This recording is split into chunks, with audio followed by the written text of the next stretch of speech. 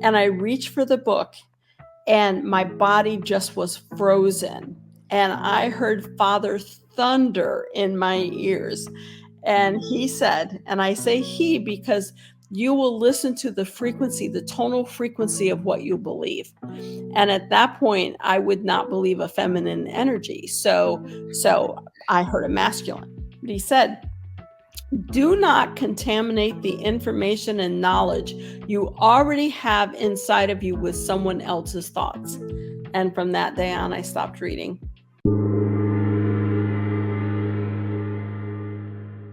Welcome to the Consciousness of the Way. I am your humble servant and seafood, Taoist Master San Qing, and the universe has spoken. I have put in a request.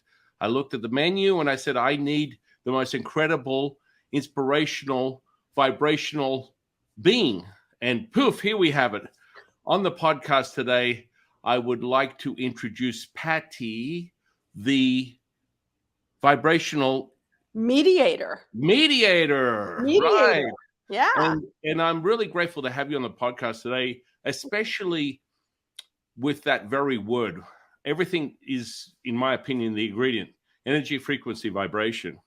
And when I realized you had this very intuitive sense of teaching people this vibrational skill, how to acquire that as being one of the masteries that you offer within your own journey, and anyone that comes to you for greater sense of understanding, you are the master of vibration. So I would love you to start by sharing with the audience a little bit about you and how we got here today. Yeah, thank you so much. And I really appreciate being able to meet you and meet your audience out there in the vibrational realm. I didn't know I was different, if we want to use that word. I grew up in a very small town, a very poverty town, and had parents that had their own issues. So I was kind of alone.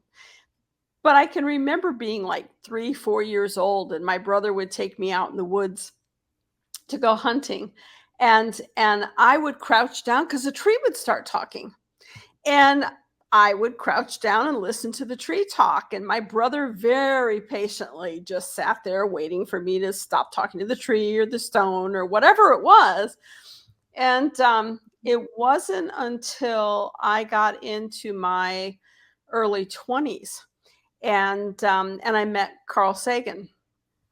And Carl and I had a conversation, and Carl was like, "You are not normal."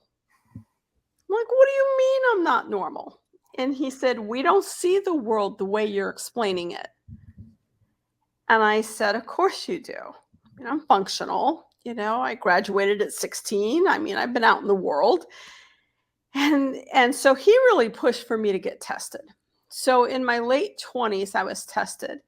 And we found that, yes, I had a genius IQ, but my brainwave pattern was over 200% faster than an average human. You're speaking my language, my friend. Yep.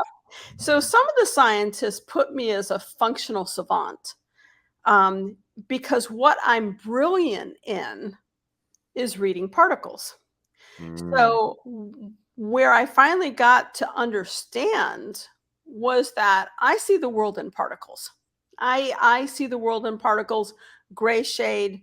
I can tell you something is green, but I would never be able to tell you the shade of green. My sons, when they became teenagers and started driving, they're like, "We're taking your driver's license away from you." And I'm like, "Why?" Because I can't see a car. I can see the density of the particles in front of me, but I can't see the car itself. So if you were driving ahead of me, I would tune into your body, and I would know you were going to make a left-hand turn before it ever reached your consciousness that you were going to make a left-hand turn or that you were going to brake. That's my world. And when I was 7, I had, my family had their issues. But I had a visitation, what I call from source or God or Father. I typically say Father. But I was told 3 things. Just this beautiful white mist kind of came into my room. And I was told 3 things. 38 to 42 will be your greatest growth years. 42 to 62 will be your greatest contribution to humanity, and you can come home then if you so choose. But the purpose of your walk is to teach people to become insubstantial without transitioning. And even though I was pretty precocious as a 7-year-old, I didn't know what that meant. And so years later, as I moved into my work, 38, had another visitation. It's time for you to start your work. I began to realize that the purpose of my journey, because everything's in particles, when a person speaks, their particles start to change, and it will give me words across their body, or it will show me a movie, whatever it wants to say, essentially. And I've been doing it ever since. And I gotta say, when I hit 61, it was like, oh, so next year I'm gonna transition and it's awesome. And my sons were like, well, okay, you got grandbabies if you want to stay around. And I'm like, no, I'm looking forward to the next journey. And my daughter-in-laws were like, are you guys insane? And I gotta tell you, I woke up on my 63rd birthday and I was crying because I'm like, wow, I was ready for the next journey and I'm still here. So, 67 this year and I'm still working and doing my thing. But the whole aspect of teaching people you're not solid. That wall isn't solid. This floor isn't solid. Telling my boys the first time they got on an airplane, it's like, this is really cool. They're like, wow, we love this. And I'm like, yeah, but there's no floor. There's no floor. It's not solid. And so yeah, I kind of freak them out. But it's been just a really lovely journey. Yeah. Yeah. I mean, it's interesting because the way I sort of within the Taoist model, we teach people clear senses, right? So generally what you do is there's certain activating processes where you will, through this process of cultivation, be able to see people's auras, the information and energy in each energy center and all the organs. That's sort of a process that's very fundamental for a Taoist practitioner or I sort of fell into a high level of clear sense, pretty much 30 years ago when I started this journey. And so I sort of like identify, I see the aura and information. It's almost like when you're describing this, I'm like, am I a savant? I don't know. What's going on here? Because that's pretty much how Yeah. I perceive reality and am able to identify all the energy and information that's just floating out there. You can instantly read it. Well, and what's different on the flip side for me is I don't see auras. Okay. I can't see auras. I'm Well, looking. hang around with me, bestie, and we'll level up that clear We'll sense. level up. I know. I know. I see within the actual cell. Mm-hmm. So the actual cell structure. So chakras and the auric field mean nothing to me. It's like I've worked so hard through the years to attempt to see it or work that way. Well, you And must have asked the universe for something because you're about to level up. I promise. yeah, You. that's just not my forte. My forte is when somebody says, I think that, because for me, any disease process begins in an emotion.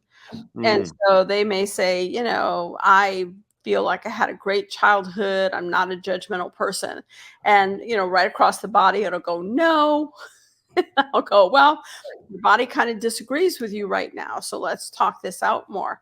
And then the ability, because it is particles, right? Because it is just vibration, to go in there. I say vibrational mediator. And really, I'm a vibrational manipulator. It just doesn't look good on business cards. Yeah. That word is a little It's a little much, but that's sketchy. yeah, but that's what you're doing when you're going in and you're working. For me, when I'm working with someone ill, I'm literally rearranging the particles of their body in order to facilitate an energy movement. And so if I'm going into, let's say that someone comes to see me, and on those rare times that father speaks and says, I want you to completely take their disease. I will, excuse me, I will touch their body with my hands, and a little hole opens up in my hand, and I just suck it out, comes into my body, and I process it through vomiting or diarrhea for a 72-hour period, and they'll be free of disease, and my body will take it in. And if we go back to the original concept of it's simply vibration, it's simply the particles, then everything is doable. And people are like, don't you get scared? It's like, no, good grief, no. Why would I? It's their particles, and I just rid it from my body. Now, the teachings of many, I've never been taught. This is my gift that I've had since birth, and so I've never taken training or classes or whatever. But my belief is that if I weren't supposed to take it, I wouldn't be able to take it. And so on those rare times that I'm asked, then it's an easy process. Interesting. It's so interesting. I get really excited because I hear so many different stories about incredible people like yourself that have mastered and I call it perception because it really is your ability to filter into a certain state, as you've identified, and I always identify, a vibration, a frequency is how all this stuff takes place, in my opinion. And so I come across all different types of people that could be, a religious figure or an energy healer or a psychologist or just someone who's a light worker, a massage therapist, an acupuncturist, and they all have their specific angle. And it's funny how I see so many similar traits in the processes that I train people in. And these are sort of things that have been around, quite frankly. Now the timeline is, I busted the timeline, hundreds of thousands of years. But let's just say, totally right? And so you really had me at emotion when you said the emotional state, because this is fundamental within Taoist practices, right? So there'll be an excess of emotion. And what I do is when I see it, I see the excess emotion. You want the virtue that's revealed once you regulate that state, that organ, the energy center. And when you regulate it, the emotion is dissolved and you reveal the virtue. That's how it works within a Taoist system. So when you said that, I was like, damn, are you sure you're not Taoist, girlfriend? No, I'm just kidding. But I mean, it's just something that you have intuitively tuned into with your own relationship with God, your higher self, whatever. And I just find it absolutely mind blowing because it's so awesome. Because you have to be able to be in tune with this stuff. And when you speak my language like that, it's for reals. So seeing the auras, just as you see the particles and you see that energy, I look at people's auras instantly. In about 30 seconds can give you your mental, emotional, physical, and spiritual state. And it all just comes to you. It just comes to the surface. And it's like when you were saying, I talk to the body and the message comes across, I'm like, oh, damn, you're right there, girlfriend. You're like tuning in. It's like, because it's really profound how that information comes through and how you've adopted it your whole life. It's like, and there's no off switch. There's no off switch. I mean, I tend to be an introvert when I'm not working, because there's no off switch. And you run into someone and they recognize you and they're like, how do I look? And it's like my body instantly goes into work, and it's like, oh, you know what, I'm just Patti today. I'm not working. But it's too late. If they've already asked, then my body goes into work. But I have this theory, it's a Patti theory because obviously I haven't taken any training. But I think what you have, you're just remembering what you've known for a million lifetimes, my friend. No training. You don't become a master. Wake up one day, go, I just happened to master this stuff out of nowhere. I don't know. I was working at Payless Shoes or whatever, and poof, this is you are just remembering who you are. Yeah, and yes, you are a master, and you are trained, and you are all knowing. Thank you. And I think it's really profound. Well, I think that, my first big job coming out of high school, because I didn't go to college, but my first big job coming out of high school, I think that really helped me begin to understand was I was overseeing women's literacy programs in 30 countries throughout Africa, Asia, and Latin America. And because of my gift, all of a sudden the world became this huge place of looking at how we think and how we speak and how we store differently within our body, pertaining to what our cultural belief is, what our personal beliefs are, and so forth. And I started analyzing that more. And what I think is, when we came to this planet, we were light beings. We didn't have shape or form. And that over time, over millennia, we began to create emotions by the word. The word is so critical because the word is what then attaches, the emotion attaches to in that word. And because, if you look in a biblical sense, God said, first there was the word, and the word was God. It doesn't say first there was God and then the word. It says first there was the word, and then the word was God. And that really was pivotal for me.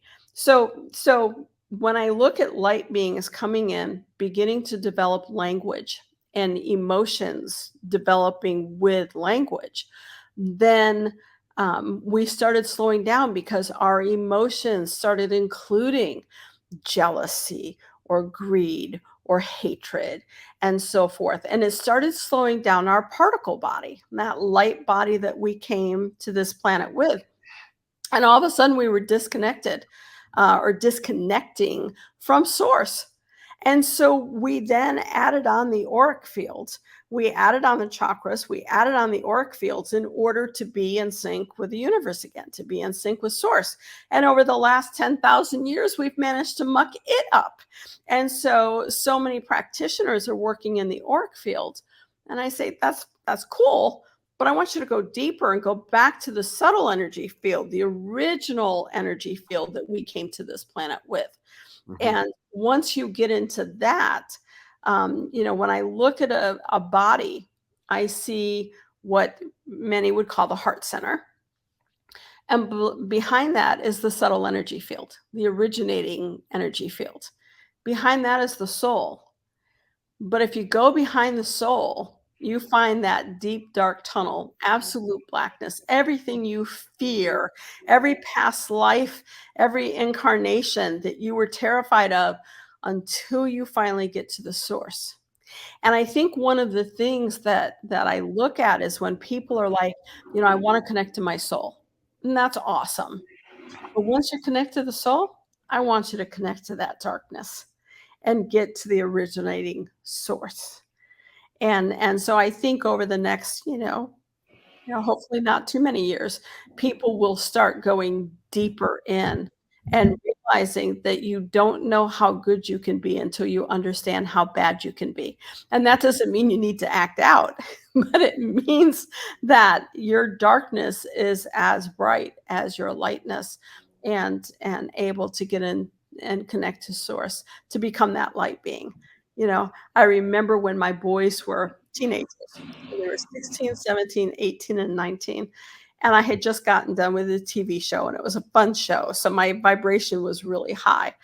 And I was standing next to the dining room wall, and I'm telling the boys about the show and blah, blah, blah. And my frequency shifted to the wall. And so all of a sudden, I disappeared into the wall. And I've got 4 teenagers that are sobbing. They're screaming. They're like, "You're in the wall. Do you understand you're in the wall? Come out." And I went, wow, this is an awesome feeling. Like, is there anything really holding me here? Or is this an awesome place to stay? And because they were crying, I decided I'd come back out of the wall. But the serenity, the absolute serenity of my particles shifting like that was just astounding, astounding. And I've never gone back there because I don't think there's anything on this planet that I can say I'm so attached to that it would keep me here. It's just it's an interesting way to view the body of how did we develop these solid bodies, because Is that you or me? Yeah, that's me. There's someone on the roof here. I'm gonna attempt. The magic of editing edits Oh, it out lovely. completely. But yeah, it's a Yeah. long story on that one. I'm like, really, right at the punchline, and I'm getting this. I'm typically on my houseboat, so you never know what's going to be in the background on that. Right. Yeah. Oh my goodness, how about if we take a break from that? Timeline 19 minutes, just for my executive editor, my wife. Love it. Yep.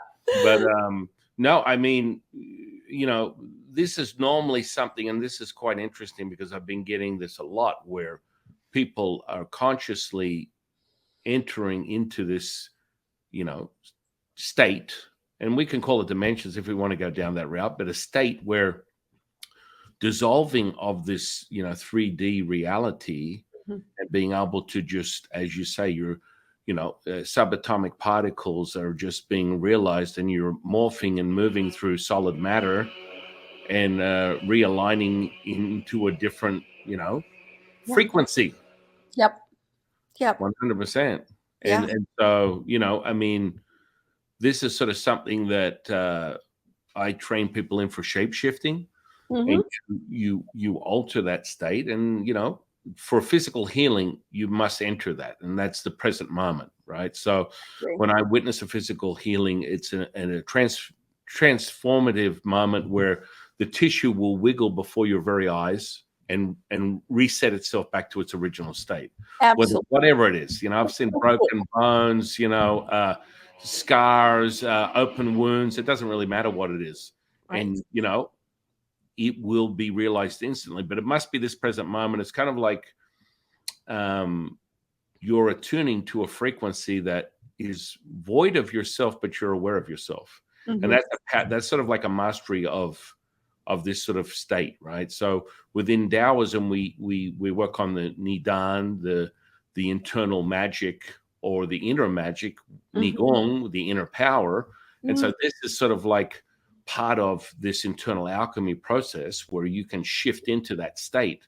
And I kind of like get people to wet their whistle with, bending metal, like bending, Oh you yeah. know, Oh a yeah. spoon And the and things like that, moves. where you can start with a little bit of physical force, and then focus your intention on the center, and it will melt like butter. Absolutely. Or And and that's you my visualization is right, touch it. It's like, oh, you're melting into butter. And it's like you start twisting, and then your consciousness wants to pop in there and go, whoa, you're twisting metal. And everything just kind of freezes. But what's so cool is when you go to un unwind it, the metal will snap. And because you've changed the molecular yeah, structure. What I yes, what I love is messing with plastic, is mastering plastic to be able to do the same thing. yeah, Because metal is a tangible that I know I can then visualize into butter. If I take a plastic fork or a plastic knife and I want to take it into butter, then it melts. And how do I then shift it? How do I twist it while it's literally melting in my hands? So, you know, I love it when my boys, I'll be doing a or something like that, and I'll be doing twisting the, metal. And so the boys will come home, see all the silverware all twisted up, and they'll just do this sigh, and they'll go over to the see if they need to go to Walmart and buy yeah. silverware because I'm having such a good time. Um, I think that our mind limits us. Oh yeah. Mm. I mean, I always attribute that if I come across someone that's experienced that, or is in the midst of training in bending metal, because there's like three levels of graduation. First is a little physical force, and you focus your attention, you bend it. Then you hold one, you melt it like a candle, Like and then you exactly hold the fork, and you bend the prongs either direction with your intention. with your And so you intention. sort of like grade up, and it really is limited by you. Yep. And some people will hit it for the first go, and then they're like, "Oh man, I lost it. I can't get it." There's a fundamental chemistry that goes on, guys. And for me and anyone that I teach them, you generate this incredible heat. You go into a deep, deep state where everything is void. Nothing is, you're just now. Right. You fall into it, and it's so dense and so palpable. And it's like all things are just non-existent.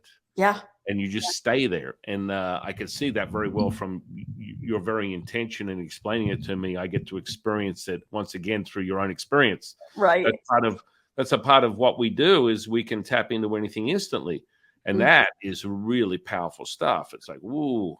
Well, I think it's helping people understand that there doesn't have to be a separation between our right and left hemisphere, right?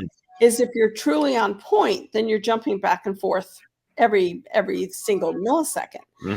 So for me, personally, I remember walking in at a conference, and it was at the beach, and I had been out walking the beach because I wasn't part of the program that evening. And so they were having this big program, and all of a sudden over the announcement, it was Patti Conklin, will you come into the, main, conference room, whatever.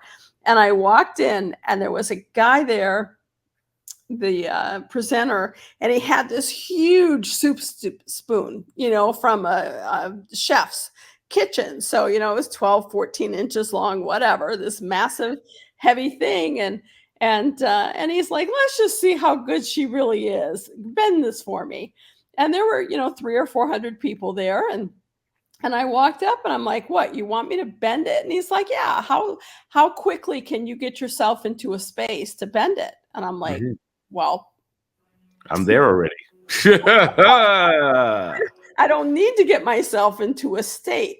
And I think that that's some of the challenge that people get into in their mindset, or as they're beginning to really understand the true purpose of frequency, and that vibration is, you're already there.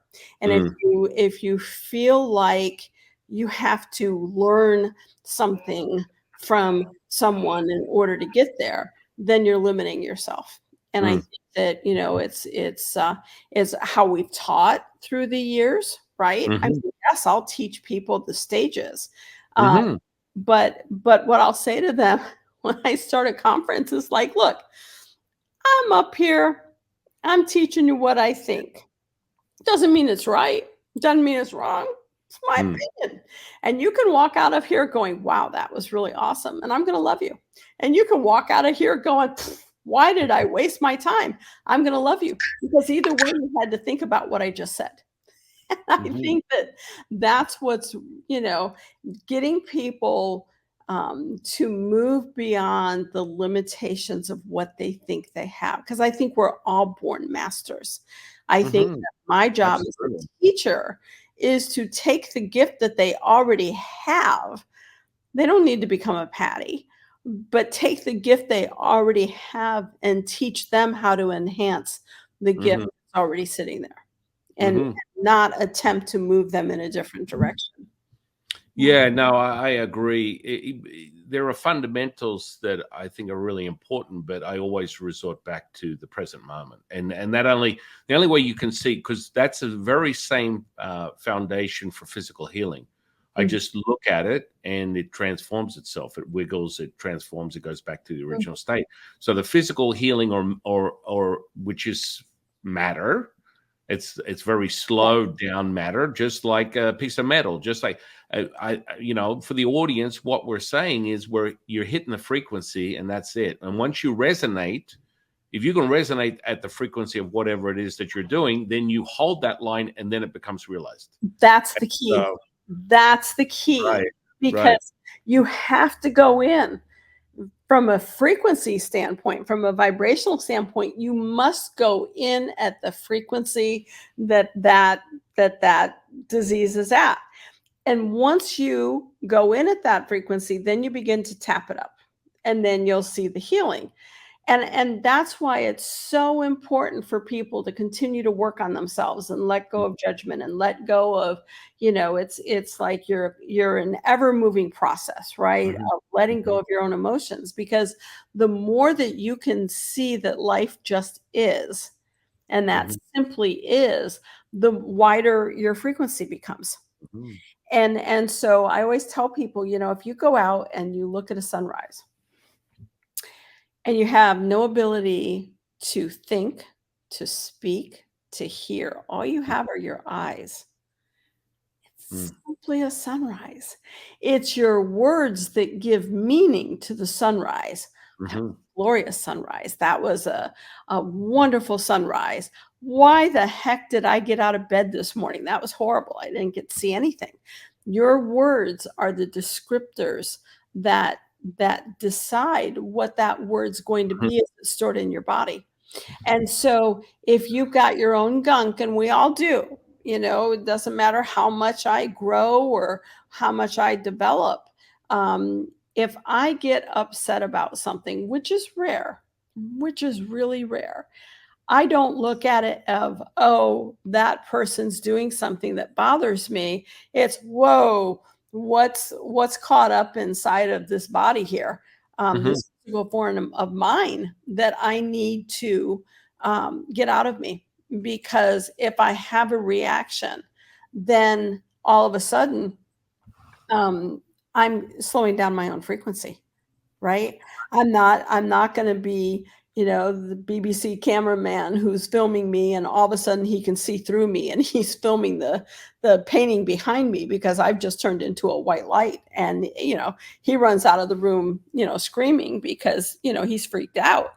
But the bottom line is, the more that I can shift my frequency and widen my frequency, the more things are possible in terms of no matter where I'm working or who I'm working with. I think that life is this continuing beautiful process of learning, of continuing to expand us. mhm, When Father said to me, the purpose of your walk will be to teach people to become insubstantial without transitioning. For me, in today's world at 66 years old, I think that what that means for me is, how do I help people let go of judgment without having to die to do it? mhm. I agree. I How can I agree. help them stay in this physical form? Yeah, yeah. I mean, it's so interesting. I mean, I had this guy yesterday on a podcast that I guess it went south. I didn't. He's very science based, Mhm. right? And so he's calls himself the self-proclaimed master of out-of-body experiences measured by scientists and all the rest of it. And so when I share with him the inner workings and the mastery that I've developed over 30 years, Mhm. he straight out just called me a liar. And I was like, oh, so I'm supposed to measure this by Wow. your setting within your, environment. And I've been doing this 30 years and helping thousands of people doing this very, it's like you see, I think what's going on right now, especially, and you could understand this too, because you've been doing this probably longer than me, um, is understanding that no one cares about someone that's measuring something in a scientific environment anymore. We want to experience it now. Right.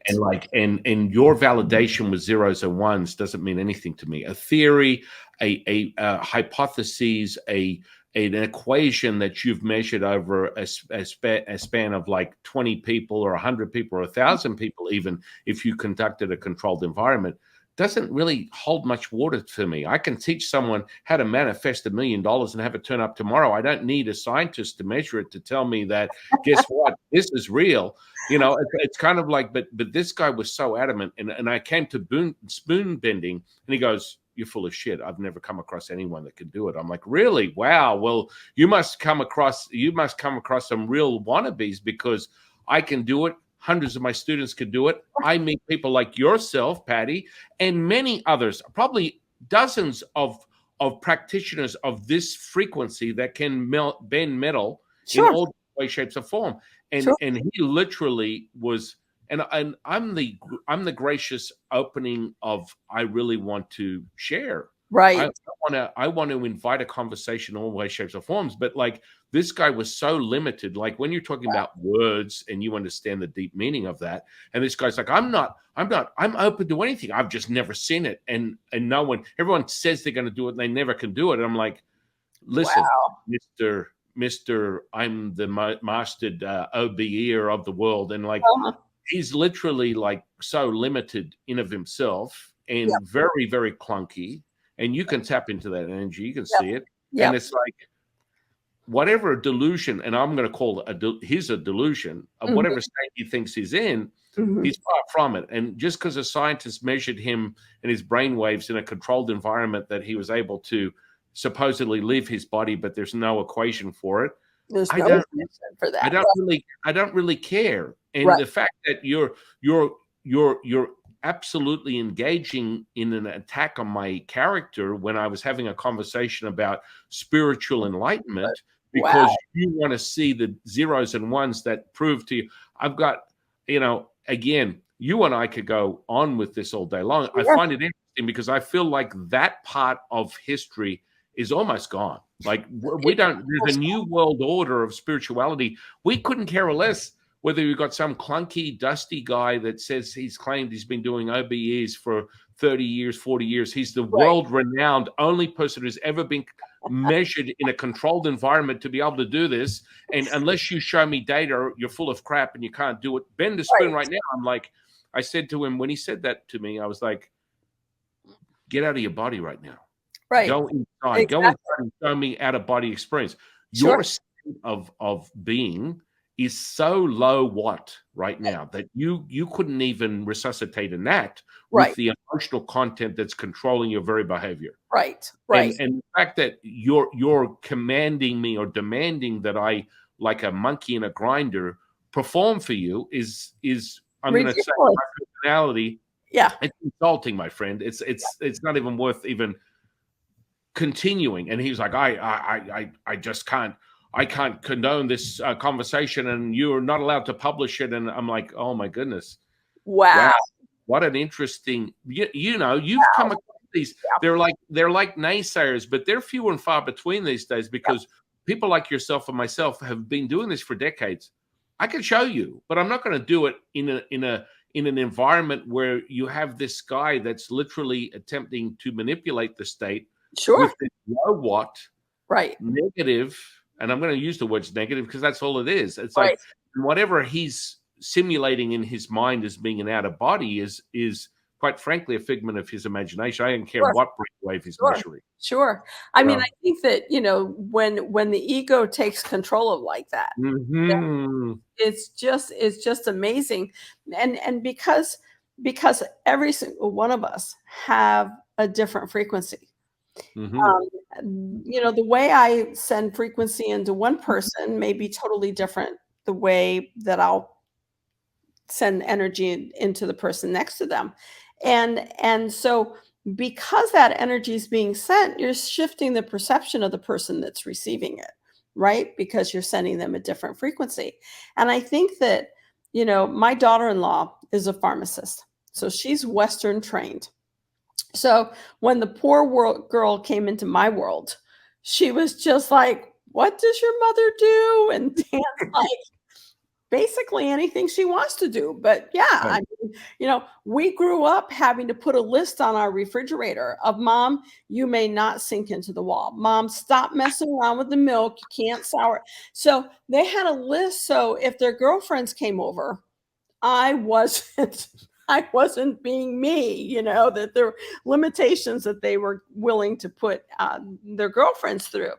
But by the time they got married, and especially with Kesh, I remember there was one day, I mean, she always wanted to understand it, but because she's Western trained, she was really limited in what she was willing to go with. And when my grandson was 2, I got a phone call from my office. And they said, there is a guru who flew in 3 months ago and is in Maryland and slipped into a coma as soon as he landed. And his disciples have been with him at the hospital and so forth. And the doctors don't know why he's in a coma. And he came out of the coma just briefly enough to say, "Find Patti Conklin. I need help leaving my body," because they had him on so many medications. And so they Googled me and they found me. And my secretary called me and said, "Hey, so this is what's going on." I'm like, "Okay." And I had had a long day. I had worked with a lot of people. So I went upstairs, and my son and daughter-in-law and grandchild are sitting there having dinner. And I looked at my son and I'm like, "Hey, I've got to leave my body and go help this guy leave my body, but I'm really tired. So would you come touch me every half hour or so and just make sure I don't get too far away?" In his world, of course I will. That's I grew up with that. And my daughter-in-law's like, "Well, wait a minute. If you're leaving your body," and I'm like, "Yeah, but I'm tired. So I just want to be touched every once in a while." And she was like, "But what happens if you don't wake up?" And I said, "Oh, just call Matthew. He'll know what to do, my other son." And she's just like appalled. And she's like, "What's Matthew going to do?" And Dan's like, "Oh, he'll just throw a bucket of cold water on her. I can do it as easy as he can." And so she's just looking at me like this family is now berserk. I go She downstairs. married into it too, right? Married into it. It's So like, I got tricked. I thought your kids were normal. They're not normal. thought your mother was normal. So I laid down and I left my body. And I tend to bilocate. I don't think I've ever done out of body, but my spleen will open up and there'll become two of me. Mhm. So I left Oh, my this is body. interesting. Oh, this is really interesting. I want to talk to you about Yep. that. Well, I'll finish this real quick. Yeah. So the first touch I feel is my son. He's like, "Mama, I'm here." And he's like, "Okay." The second touch I feel is this tiny little touch. And I hear this little voice go, "Oma." And I'm like, "I'm here." And it's my 2-year-old grandson. I'm like, "I'm here.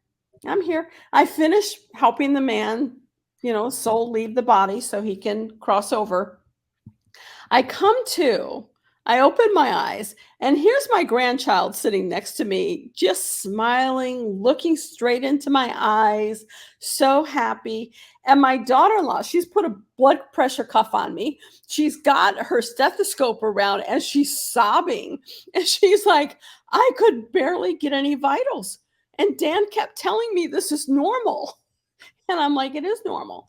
And I think that experience for her, while her colleagues may say to her, "What does your mother-in-law really do?" She'll say, "You know what? I can't describe it to you, but she's highly successful. She's really good at what she does." And she kind of leaves it at that. But when something's going on, she'll call, like especially with the grandbaby, she'll call, "What's going on?" And there's such a connection with the grandbabies that, I'll feel them or they'll feel me. And though, there's 3 boys that are 11 and 9 years old, a little girl, and they'll call me. Go, "Oma, you okay? What's going on?" And it's really cool to see the next generation, because my sons have made it clear they don't want to be a part of my world. They will always be a support system to my world, but that's not their world. Mm. Grandchildren are really showing each of the gifts of in their own individual ways of me. And Yeah. are you gonna force me to stay here until you guys are 18 to be able to take over? I don't know. By location. Out of Yeah. location. I think that's absolutely fascinating. I teach my kids. I got 6 kids.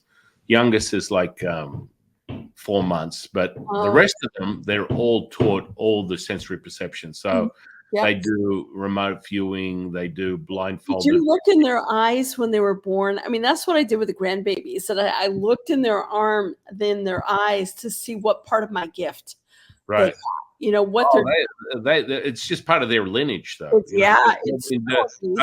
I've been doing this for thousands of years. So when I taught them how to hypnotize people, it took about 3 seconds. And now we just go down on the strip. I live in Las Vegas, so we go on the strip and do street magic, do psychic readings, and like drop people Yep. instantly into a different state where people, their friends are like, you ask them, it's like, would you like to feel complete euphoria and ecstasy in a second? They're like, sure, yeah. Boom. Boom. And then next minute you erase their name, take their wallet and keys, have them wake up. And then I turn myself into Justin Bieber, and their friends are videotaping this going. And they wake up and they go, so when are we getting started? Yeah. And their friends are like, holy crap. And then I've got their keys and wallet in my hand and I'm waving it in front of their face. Yep. And I'm like, are you missing something? And they're like confused. Yep. And they're like, yeah, I'm missing my wallet and keys. And I'm like, really? Their friends are like, oh. And then they realize that I already dropped the Justin Bieber thing in, and they're like, oh my goodness, it's Justin Bieber. What is he doing here? And I mean, this is the state of people need to understand. You can access states like this instantaneously. Oh, absolutely. Yep. And I want people to understand within the audience, when someone's like dropping in like that, and basically in all these years, I've never had an issue. There's a lot of difference when you're shifting from conscious and unconscious process. And for example, that is a state. Some people might call it hypnosis, a trance, whatever. It's a state. All I do is I'm the ambassador, the concierge to help you access that state. But That's you are seriously the master that can access that state. But I've never had someone who goes, I can't be hypnotized. The biggest mistake someone could say to me is, I can't be hypnotized. Oh, of course. Yeah. Like if you're saying that, as long as you're a human being and you have 5 senses, you can be hypnotized. It's simple as that. Yep. It's like it's a beginning of end. But I'm interested in that what did you call it? Bilocation, right? So within Taoism, we use the spleen to cultivate thunder magic, and so that thunder magic accesses many things. And for sort of, say, for example, like in that situation, you were helping someone transition. Normally, I don't have to do the dance. Maybe it's just a way I'm trained. But what we call Shen projection, I'm always projecting my spirit and operating in all dimensions at once. I don't go into that catatonic sort of state of like the body's gone and I'm off on Wonderland. It's just the way we're trained. But a lot of people do use that method, and I was interested when you shared that. Most of the time when I have someone that's in a critical situation, it's sort of like I roll up, they're in hospital, check-in point. The loved ones want to come and see them. And, I have a conversation with the spirit of that person who's in a catatonic state. And they're like, I don't want to go yet. I need to. Okay. And so I'll teach the family that are waiting to regulate the energy flow. And so the doctors are like, what the their vitals were all over the place. I'm pretty sure we were going to lose them in the next 10 minutes. And all of a sudden there's fluidity and they're regulated vitals. I'm like, welcome to my world. It's another day. It's another day in reality. And so you regulate that. And sure enough, the second that person that has to come in will walk through the door, they'll hug their loved ones, and then they'll be off like a rocket, shut down. They're already hanging around here, what we call the upper dantian. All the physical energy centers are pretty much shut down. And it's sort of like you just shoot off like, So the difference for me is when I look at the body, the energy body, the best way I can describe it is the hypothalamus for me is the energy computer. It regulates how much energy your body can actually handle. And the hypothalamus then goes down into what you would consider to be the heart center in the chakra system. And that's this massive well. And so the energy is going into this well. When you get to the point where your body is so fluid that the well begins to overflow, then the energy is sent down to the spleen. And so what happens is a megaphone that a cheerleader will be using, right? So at the end of your spleen is a star tetrahedron. Geometric shape of a star tetrahedron for me is transformation. And so So all of a sudden the spleen starts to expand and it hurts like crap, right? And so all of a sudden it's like, and you got this bulge coming out, energetic bulge coming out of your spleen into this megaphone, and you become two people. So when I went to help him um, transition, I was physically in the room talking to his disciples and doing it at the same time. If I'm teaching a class, I will have people come up and I'll bilocate and I'll have them come up and start to run their hand down the side of my body. And they'll get to that cone and they'll go, it's hard. Well, yeah, it's hard because I'm not here. And so, one of the things, the boys would get in trouble and I'd say, well, how do you know I'm really here? Maybe this is my duplicate me and I'm just keeping an eye on you. And they're like, oh, stop that. Discovery Channel came to them about 10 years ago and they're like, we want to do a show based on what it was like to grow up with her. And we talked it over. They're like, they're offering good money. And I'm like, you can do it after I'm dead. But, we've never sought major media because I want my life. I want a world too. And I'm not willing to just be on show for everyone to just, do the tricks. And celebrities were always like, oh, come to my party. It's like, no, because all you want to do is make me a centerpiece of showing tricks. And that's my job here is to help people and help people to learn and help people with their own process. So the bilocation process for me is one of I remember a Mother's Day when the boys were in their teens and they had their girlfriends and the girlfriends brought their mothers and we were all like there having dinner. We get ready to go. And all of a sudden I hear someone out wherever, somewhere in the world calling for me. And all of a sudden I started bilocating. And Matthew looks at me and Daniel looks at me and they're like, crap. And Matt's like, she's bilocating. I mean, her cone's coming out. And of course they're whispering it because, they're 15, 16, whatever. And we start walking out and Dan grabs me by the shoulders and he turns me sideways to get out the door because he knew if that cone hit the side of the door, I'd yell out in pain, even though it wasn't near my body. So he's turning me sideways to get out through the door because it's a I know Uri Geller, used to be able to bilocate and Yogananda could bilocate. Uri Geller had me on his show once, way back when. And he said, I went to your website before you came on the show. And I got to tell you, I have never felt anyone like you before. He said, I feel energies all around the world, but I've never felt an energy like this. And he was awesome. He had me, send energy out to his audience. And he said the feedback was, wonderful. Not that everybody finds me wonderful because they don't. It's like, you nut, just like your other guest that's just like, prove it to me. And it's like, I don't have to prove anything to you. There's nothing I need to prove. I just need to be me. And I think that we lose sight of that. We want the quantifying, we want the quantifiable data.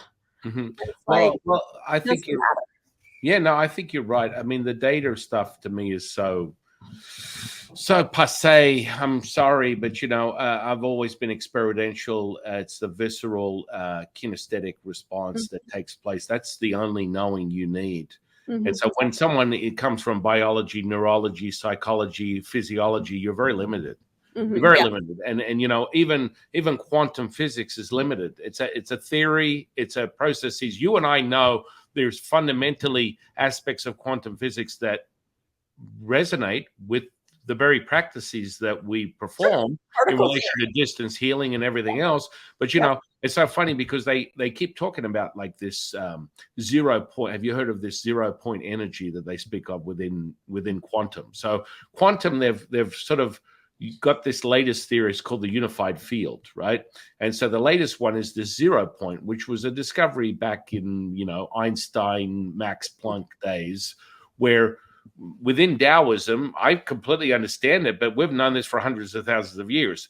The 0 point is between the breath in and the breath out, right? So between yin and yang is the 0 point for a Taoist, which is called the Wu Ji. Okay. It's the present moment. And of course, it's the mother of all things, the Tao. Right. And people are like, oh, hang on a second. Did you say the mother? Oh, damn straight I did. I ain't delusional. I know where this energy comes from, my friends. Yep. So the cycle of all things, that charge you and I just got right now, it's like, hallelujah. Oh, yeah. Because it's right now. And so the 0 point is just basically quantum physics catching up with the Taoist model. And so we have this processes where you do this activation for the middle dantian, which is called the energy field, or more commonly, someone would call it the fourth chakra, the heart center, whatever you want to call it.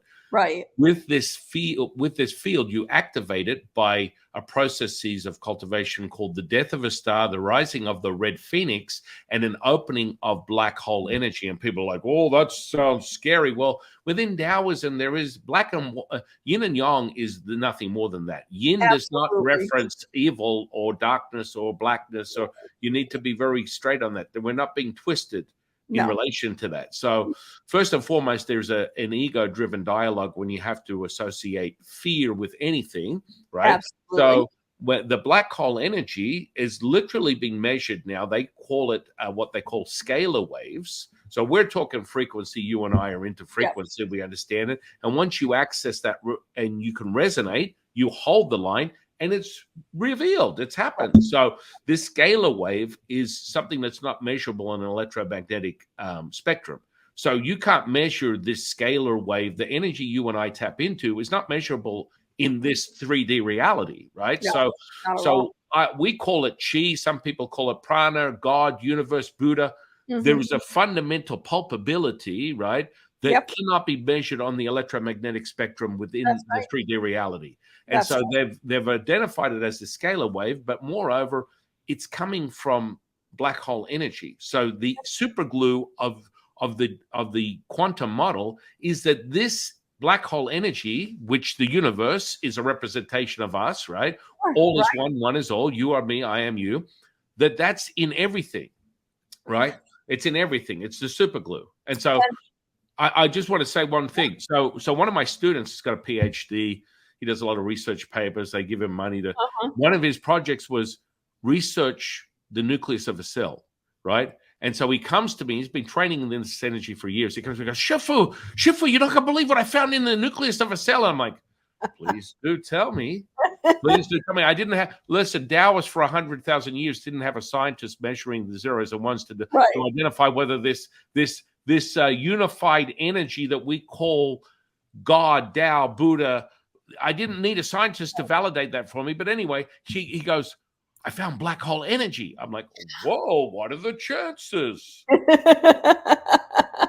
I mean, it's kind of like, you know what I'm saying? I know, but you know what I love about that? What I love about that is because we're wired so differently.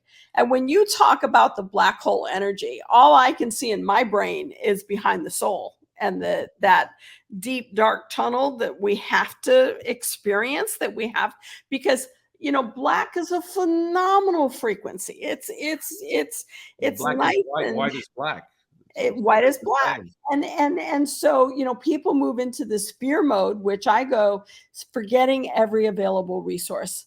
And that's the information you already have inside of you. Nice.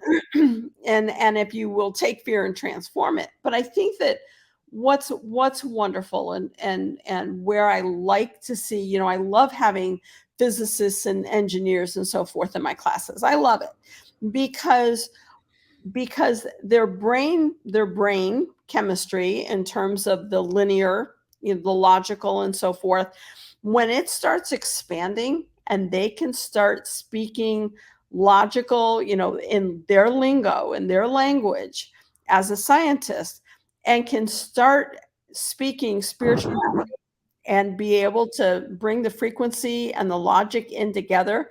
I used to do a show called Quantum Physics to Metaphysics. And I loved it because it was like, look, okay, you're a scientist, you're an engineer, you're a physicist. So let's sit around the table and we'll order a cheap wine. And I'll go ahead and change that wine. And they're like, well, no, we adore you. And so it's psychosomatic. You're going to tell us you're going to change the wine and we love you. And so, of course, we're going to believe that the wine tastes different. I'm like, okay. So we did a test. We poured the wine as it was. And then we went ahead and I changed it and we poured, an extra glass. And they're like, well, of course it tastes better because you did it and it's psychosomatic. And I called the waiter over and I'm like, would you taste this wine? And he's like, I know it's bad. I'm so sorry. I'm so sorry. It's what you ordered. And I'm like, would you mind tasting this? And I gave him the glass of the one I had changed. And he's like, oh, where'd you get this wine? We don't have this wine. And he was just raving. And I looked at all my friends who are scientists going, psychosomatic? Really? Because he had no idea of what I just did. And I said, let's take it a step further. Let me change the particles in this glass. And they're like, what are you going to do? And I'm going to make 2 glasses out of this one glass. This glass of wine right here, I'm going to make another one right above it. And they're like, yeah, sure. And so I focused and all of a sudden there was a second glass on top of the first glass.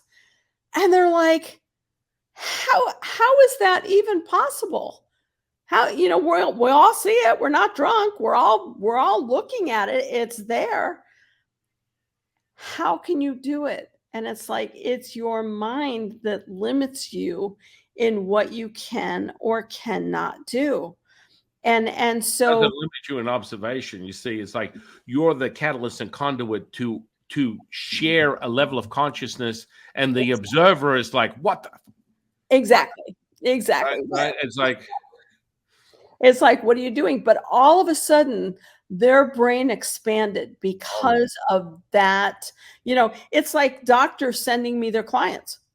The doctor saying, I haven't experienced her, but man, some of my clients have, and I can't figure out what's going on with you. So go see her. And to me, that's a great compliment when a doctor's willing to go ahead and send. There was a gentleman that was hemorrhaging in London, very wealthy man, and the doctors could slow the hemorrhaging down, but they couldn't quite control it. And his doctor, the gentleman asked his doctor to call me. And I'm looking at it and I realized for me, I really needed to be in person. I just didn't feel the extensive amount of hemorrhaging. I couldn't manipulate the particles sitting in Georgia.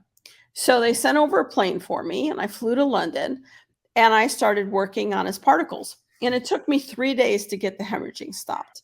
And I walked in the next morning and I'm looking at him and the nurse is in there and I'm like, have you checked his potassium? He's crashing. I want a bag on him right now. Let's get some potassium. And I started shooting some potassium into his system. The doctor came in, he's like, great, get a bag going, whatever. But the guy was stable. And so the doctor and I are leaving and the doctor's talking to me about how the hemorrhaging was showing up on the scans that they were doing and the lessening of it. And we were talking about it and we're walking down the hospital corridor and a doctor came out of a room and all of it, I typically, somebody could be dying 10 feet away from me and it's none of my business. Just because I can see doesn't mean it's my business.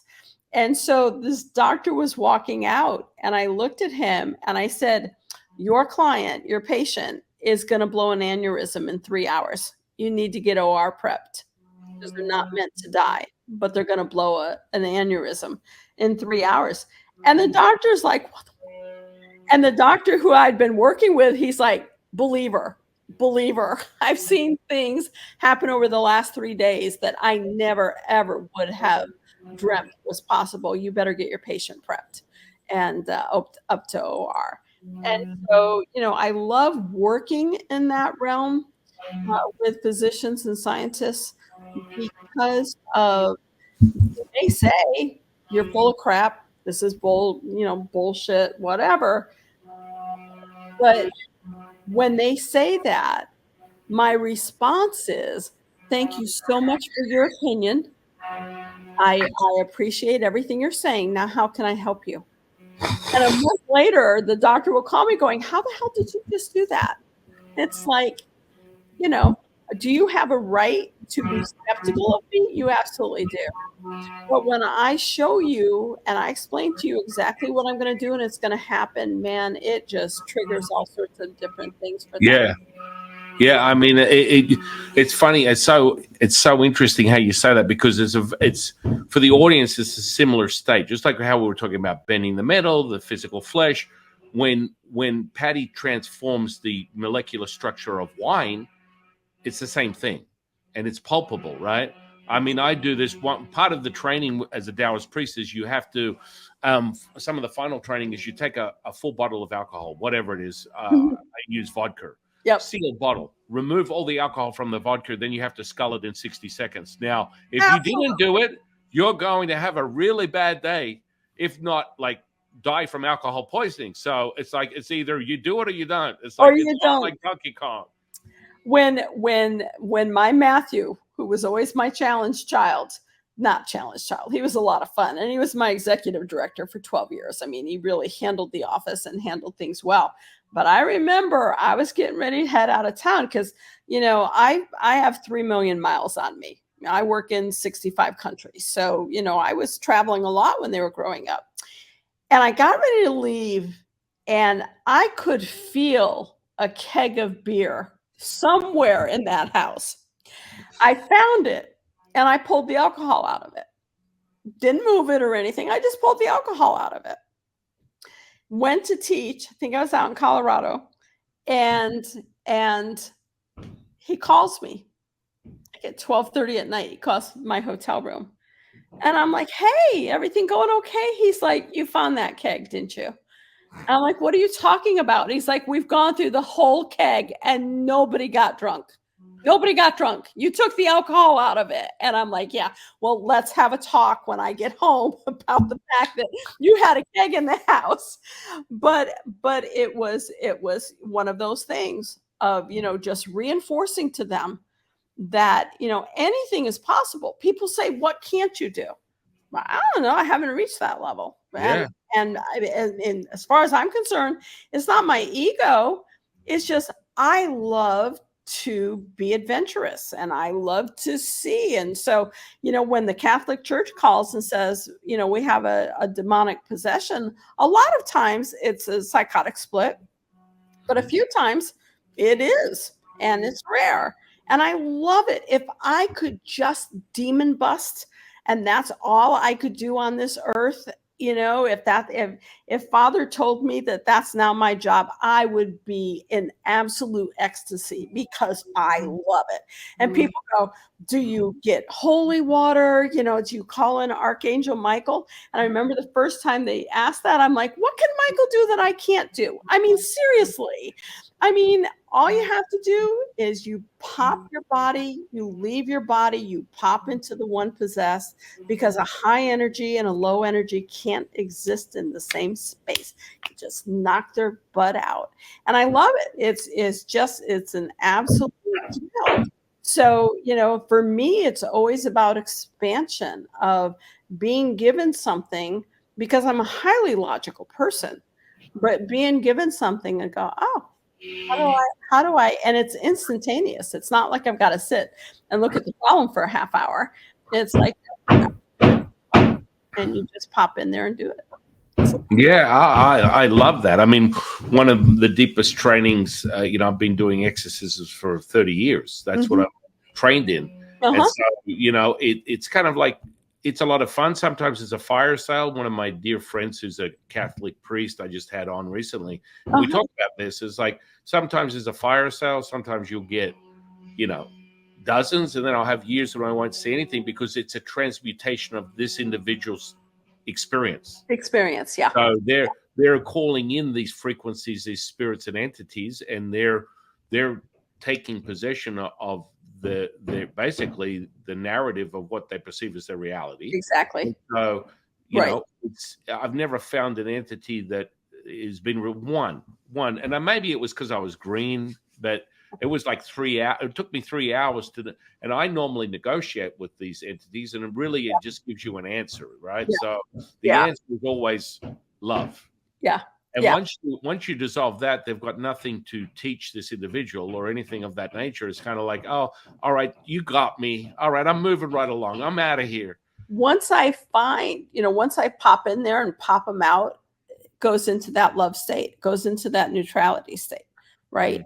I mean, it's again, there's a book, and I think it's called Walking from Darkness, and it's about a little boy who was 6 that I worked with, who, I mean, it was amazing. I mean, he was levitating.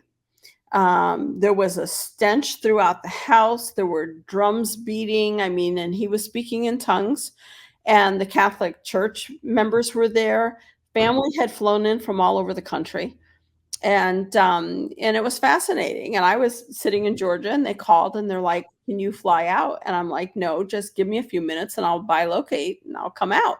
And so I went out and jumped in his body and popped it out. There wasn't anything people go, "What do you do to it?" It's like, it has every right to exist as anything else. I just got it out of the little one so he could go back to being a 6-year-old little boy. And that was a fascinating case. It was a fascinating case because it was so tangible. It's like there was this darkness coming. And I don't mean that in a fearful way, but almost like a oil slick covering my body.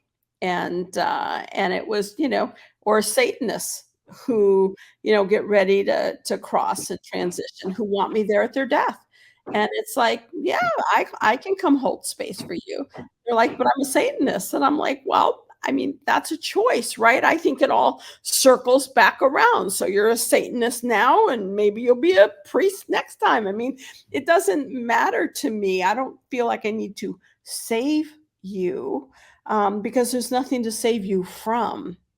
We need to you need to come on down to Vegas, because I go around the hotels, and I basically give someone a tourist guide of all the energy hotspots, the vortexes, the power points, and then the entities that are present that reside within that space. And people freak out because they follow my guide and they get to experience it. So they watch the video and go around and go, "Holy crap, it's right there. I can feel the energy. It's like a complete vortices." And then when I go over here, there's a spirit entity that's entering my physical form. I'm like, damn straight it is. It's real. Right. And Right. so, I'm gonna start doing some series with my dear friend who's the Catholic priest, because it's just fun. It's good material. People want to know about this stuff, and like every single, you can go, there's nowhere you can't find a spirit entity of some kind or some frequency. But like a lot of these hotels have paid people like myself a lot of money to construct a feng shui, a certain flow of energy. So I'll even pick the entry points where people, if you walk in here, you're going to lose all your money. Now, if you go over here and you enter this and you work with this energy, you go over here, and I give them a formula of how to go through it and actually get a win. They freak out. They're like, "Holy crap." I need to come out and do. I mean, the only time I've ever gambled in Vegas was, I thought, well, this should be easy, right? I'll just feel the machines, and so I went to this penny or this nickel machine, and I put a $20 bill in, and I'm pulling the handle, and I'm not even getting a nickel back. And I after $10, I'm like, yeah, I mean, I just don't have that kind of thrill. So I'm just going to go ahead and go to my room. Yeah. And so my agent was with me, and I'm like, just take over this last $10. I'm not even 5 feet away. And he pulls the handle and he gets $120. Are you kidding me? I have not been able to figure out how, and it's not that I get to Vegas very often, but even last year when I was there, I went to a slot machine and I'm like, this feels good. This feels good. This feels good. Nope. Apparently not meant to get my money that way. I don't know. But I'm Yeah. fascinated that there's trails and pathways that can be created. I Oh, never yeah. thought of that. Yeah. And the entities work. Like, for example, I did one on Luxor, and Luxor is an interesting hotel because Sure. first and foremost, first I discovered like literally spirits of people that were buried there, not voluntarily, put it that Right. way. Yep. And then I found an ancient burial ground for an American Indian tribe that Yeah. was super ancient. And then on top of that, because of the construct and the geometry that was generated within that hotel, they drew in all the spirits of all these Egyptian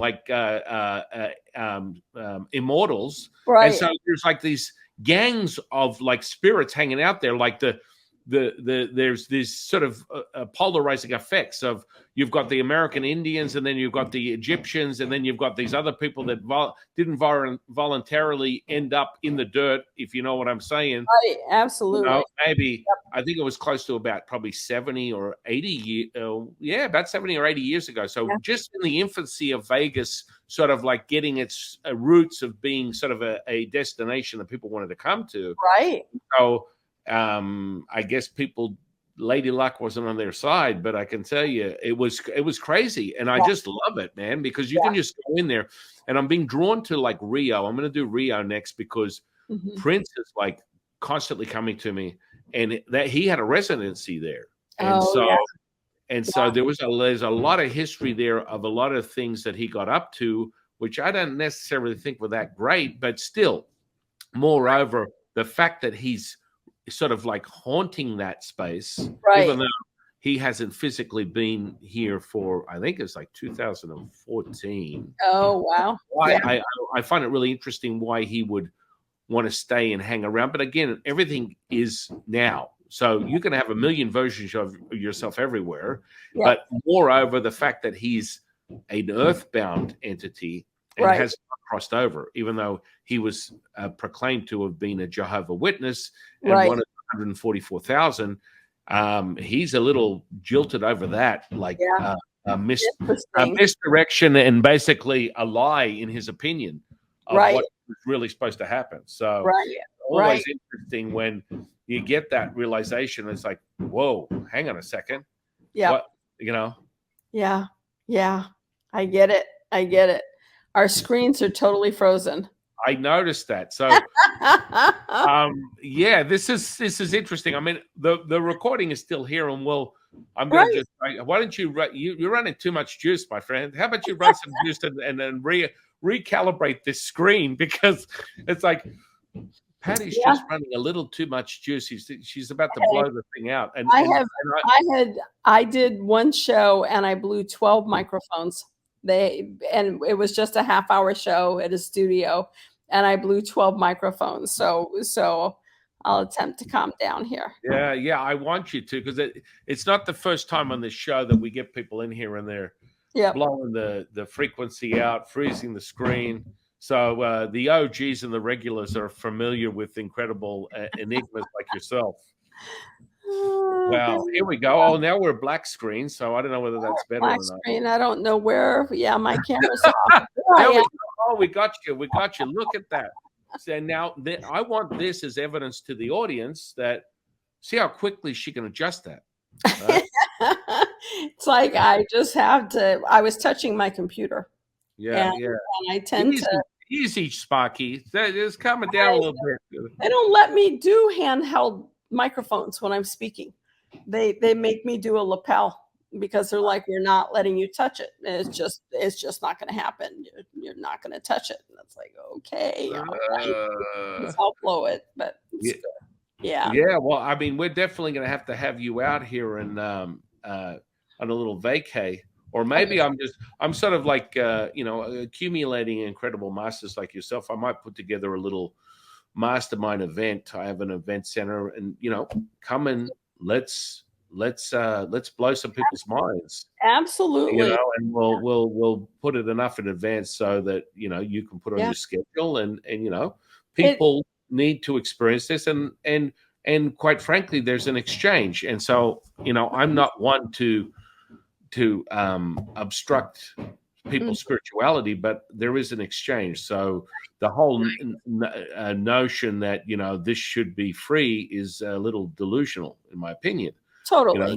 Your time is very valuable, and when you have incredible beings like yourself, that the compensation should be equalized. Well, the thing that's wonderful about being in person to an audience is when I open up, because I'm very constricted right now. I'm not in my normal field. It's exhausting and to stay constricted. But when I get up on stage and I open up and all of a sudden people can see through me, it changes their whole paradigm of what they believe. And I remember being I think I was in Mesquite, Nevada, way back in the global sciences days. And I was on stage and I opened up and I got off stage and a gentleman walked up to me and he was sobbing. And he said, I saw wings. All of a sudden you had these beautiful wings. And he's like, I'm an engineer at NASA. I don't believe in this stuff. And by tomorrow morning, I will have convinced myself I didn't see what I just saw. But he's like, in this moment, you disappeared and you had wings. And I just love it. I love what people see or feel. And I'll pull somebody up from the audience and I'll take it. And people will watch me age and actually, go through that process saying, you look 100 years old right now, as I'm pulling it out of that person, and they look awesome and they're walking fine and they're doing this and they're doing that. And it's like the transmutation of frequency is so instantaneous that if you have a belief that you need to be ill, understand what your secondary gain is for being ill, because your particles in and of themselves don't get ill, right? It's the belief that you're ill is what then creates the situation or the fear of being ill. It's just Amen to that, my friend. Amen to that. I mean, really, because it comes from an understanding now consciously. Consciously, I've been aware within my personality journey, my human experience for the last 30 years. But I know I've had thousands of past lives doing this, so it's like you just realize when you hear this from Patti. I need the audience to really understand the magnitude of what we're speaking of. In essence, what she's saying is, be careful what you wish for. If you literally want to buy into sickness, it will find you like now. Your body goes, oh, that's what you want? Okay, I can do it. The body doesn't have discernment capabilities. It only knows what you say and the emotion of the depth behind it. So if you're like, I don't want cancer, I just don't want cancer, it's not listening. It's not saying, oh, well, you don't want cancer. It's listening to the emotion of the fear that you don't want cancer. It goes, oh, okay, you want cancer. I can do that for you. I think that it's just really important, as we go on our journey of teaching. I don't know how much longer I'll be here. I'm totally excited about the next adventure. But my dear friend Dick Sutphin, back in the day when Richard was still alive, we hypnotized me nonstop to see what my past lives were, and we never found it. All I could say is I am floating above the earth. There's no civilization on it. And I'm the timekeeper. I'm the timepiece of Babaji. And that's all we've ever come up with. Wow. The timepiece of Babaji. Yeah. This is the third time I've come across this Babaji guy.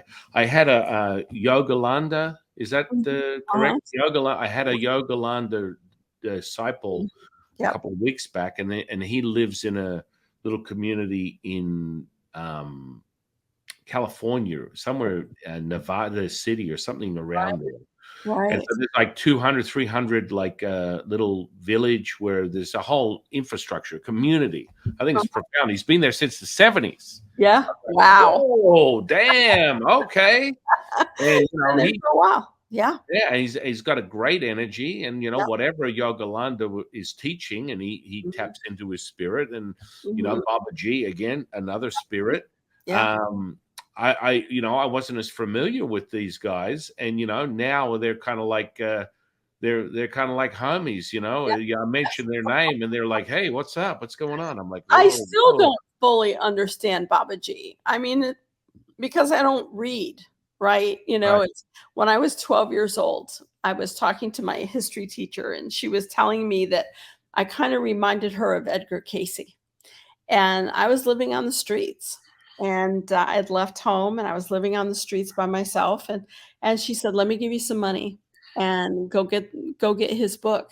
And I reached for the book, and my body just was frozen. And I heard Father thunder in my ears. And he said, and I say he because you will listen to the frequency, the tonal frequency of what you believe. And at that point, I would not believe a feminine energy. So I heard a masculine. But he said, do not contaminate the information and knowledge you already have inside of you with someone else's thoughts. And from that day on, I stopped reading. Yeah. Oh, I agree. I Within Taoism, we call it this. If Mhm. you have to learn it, you do not know it. If you know it, you don't have to learn it. That's It's right. simple as that. It Simple as that. hands down that, and everything is the feeling. Mhm. If you're thinking, you're not knowing. If you're knowing, you're feeling. You're Mhm. feeling it all. And you're speaking my language, Everything's energy, about vibration, frequency, yep, resonance. That's yep, it. yep. People will say, "Why'd you pick that out?" And I'm like, "'Cause it feels right." Doesn't matter, what does it match? I don't care whether it matches, it feels right, and so if it feels right, then I want it around me, and if it doesn't feel right, I don't want it around me, and they say, "Well, you're kinesthetic," and I'm like, "No, I'm not kinesthetic. No, I'm not kinesthetic." I work solely on it's like, "You know what? I wanna walk the Great Wall of China." Like, I Mhm. wanna, like and so that night I got online, and I for 100,000 miles, I found a first class ticket to Beijing 3 days later. And I'm like, grabbed it, called some friends at the State Department or the West Wing of the White House, I guess, at that time. And I said, I need a visa for China for Beijing for 3 days from now. And they manifested it. And I flew and walked the Great Wall and just felt it was just phenomenal and brought home a terracotta warrior. People are going, "How did you get a terracotta Did warrior?" you get a full size one? Are you I serious? He's 600 pounds. He's just massive. He's Are just you massive. serious? I call him Clay because he's terracotta. I got I got home and the boys are like, "So how was the trip?" And I'm like, "Amazing." And I said, "I met a guy." And they're like, "Really?" And I'm like, "Yeah, his name's Clay and he's gonna come here to the States." They're like, "What?" Because I went in the emperor's tomb. Wow. One of the things that's amazing about the emperor's tomb and the feeling state is because he was the first emperor, the individuals who built his tomb were Mhm. so honored to serve. Mhm. So you don't get the feelings that you get in a lot of tombs where slaves and forced labor was there. It's an amazing energy in there. And so, Clay came home with me. If I was dating a guy and he came back to my house or sitting on the couch and he's like, he just turned his head and looked at me. I'm like, no, he didn't. No, he didn't. Or my housekeeper will go in there to clean the glass and she's like, he just touched me. I'm like, no, he didn't. And the boys are like, you need to start making use of him. If you're dating somebody, if Clay's energy is not positive, you need to just cut the guy loose, whether he seems nice or not. Either he's not right for you, or Clay has decided he's not right for you, and his energy will send him out the door. So, So, so uh, my I'm son's just I'm in tired. I'm intrigued by the how long ago was that? I've had him now for 12 years. Wow. 12 years, 14 years. Yeah. Wow. And Wow. so this last houseboat I moved on, he was too big. He's 600 pounds. And you can't lay him down because he crushes his own weight. So they have to build a special, and I move about every 2 years because I'm just that way. The last houseboat, I just moved last month, but the last houseboat, it was too small for Hmm. him. So he's about 5 miles away now. And Right. so when I build my house, he'll come back. But he's been on every space I've been on ever since I've Wow. been home. How And did it? Where did it come from? Where did you get it from? Because I got some interesting stories about terracotta. from the actual tomb. Well, Wow. from the actual tomb. And so it was all meant to be. It was all meant to be. He's not a reproduction. That's He's what I was going to ask you because I mean, the last one consciously on planet Earth that I know of, Bill Gates bought one for like $7.2 million, yeah, and I that didn't was have to go probably 20 years ago. there. I And didn't have to go there. I didn't have to go I there. know I find that I'm like impressed. I've come across three, Yeah. and the three that I came across were from this um, antique dealer Mhm. in Chinatown in San Francisco, San Francisco, and yeah. he had three of them in a fake wall in Mhm. his antique store. And I Mhm. was like, dude, these energies are crazy, but Oh, like, yeah. why are they in a fake wall? Why can't you? Well, probably on a need to know, but I'm like, okay, whatever. Right, right, right, right. It's like, and so I'm like intrigued how you even His got that. his energy is amazing. I mean, the whole trip was magical, right? I mean, Mhm. finding first class tickets for 100,000 miles and, having friends in the right place and in the White House to be able to get me a visa and get in Wow, there within 3 days and fly to Beijing wow, and so everything was meant to be about yeah, him. yeah. And even the price. I mean, I argued with the individual there at the tomb, Hmm. um, because it was so ridiculously low. And I'm like, I know that's not right. And I asked him 3 times, and I finally just said, I'm right with you, God. I mean, I don't know what else to do, but I'll take it. And so he arrived about a month later, by ship, to San Francisco, and Hmm. then he was tractor trailered from San Francisco to Atlanta, and there's a reproduction at the High Museum at Atlanta, and so because I told the boys, we got to go down to the warehouse by the airport to get this, and they're like, "We're not touching him." And so what was fascinating about him, and so I got the moving company that had moved the one to the high to bring him. And I'm like, how often do you get these things? They're like, never. It's like, so I had two doors going into my bedroom, two big patio doors. Hmm. And I said, I'm gonna put him between these patio doors because he's, 6'1" and he's 600 pounds and he's and so my son looked at me and he's like, "So let me get this straight. You want to have a boyfriend and you're gonna put him between the doors going into your bedroom. You wanna rethink that?" And I went, "Oh, yeah, you're right." So I moved him over where he could look out because I always live on water. So where he could overlook the lake and still kinda see the house. The first night that he was in my home was terrifying, and I am not an individual that gets terrified easily. I sat up all night. The energies coming out of him were so horrific. I mean, anger at a level that I had never felt before. By morning, he was fine. Next night, it started up again. And I went out into the area and I turned on the light and I looked at him and I said, I did not pay so much for your damn ass that I won't ship you off to a museum. You have to cut this out. What was going on, I realized, was he had been in darkness. He had been in darkness for thousands of years. And so when the night was setting, when the room was getting dark, he didn't like it. So he has always had a light above Mm.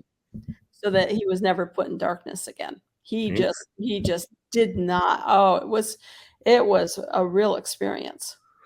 Well, yeah, I mean, that's an interesting. Really, the first I mean, you referenced the first emperor, but the first emperor of China was really Yellow Emperor. So, Yep. that might have been one that for the books, but Yellow Emperor is one of my teachers, and his mentor was Jade Emperor. And Yellow Emperor was basically created all the energetics that are the foundations of Chinese medicine and the Chinese culture, right down to everything. And so when I tapped in and asked him about that, all the terracotta warriors and the first emperor, he had, because every emperor has their Taoist advisor, basically their spiritual, alchemist, their sorcerer. Sure. And so the particular alchemist that was working with that first emperor, when he was about to cross over and they created the tomb and all these things were realized, right, the alchemist basically turned all his soldiers into terracotta. Right. It was a specific cast a spell. They were internal. They were forever. Yeah. And it was like, if you look at every single one of them, there's not one of them that has the same facial expression. That's right. That's right. So you're like, hang on, whoa, that's a lot of work. No, because they were all turned into terracotta. They were all immortalized. And turned into terracotta. It was crazy. I can tell you, in being there, when I walked by him, he was very clear that it was meant for him to come home with me. Wow. And I'm like, I can't afford your butt. I can't afford you. And so, but he has been, but my boys pointed it out too. I have a sliding barn door when I first, the last house I was in. And the boys are like, you still close your door into your bedroom every night. And I'm like, that's true, because his energy is so strong, but very incredibly protective, and definitely has his own personality of where he wants to be within my space. And he's pretty awesome. So kids in the neighborhood will come and they'll do a history project, and then they'll take a picture of them with him. And in fact, on my Facebook page yesterday, I just did a little reel of, and I'll send it to you, of a picture of me with him. That was on my Facebook page. That's probably still up there today. But he's an interesting character. He's an interesting character, and for whatever reason, he was meant to come home with me. It's amazing. He's got an incredible energy. Well, we've covered some incredible ground today, my friend. I feel like the audience is really getting a crash course in the mastery of frequency, which is your very expertise. I can't thank you enough for sharing your time with us today. I have enjoyed it.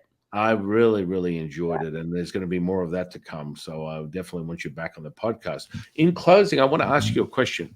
Sure. What is your definition of consciousness? I don't think I've ever been asked that before. Everyone always says that. It's like, oh, damn. My instinctive response is there isn't one.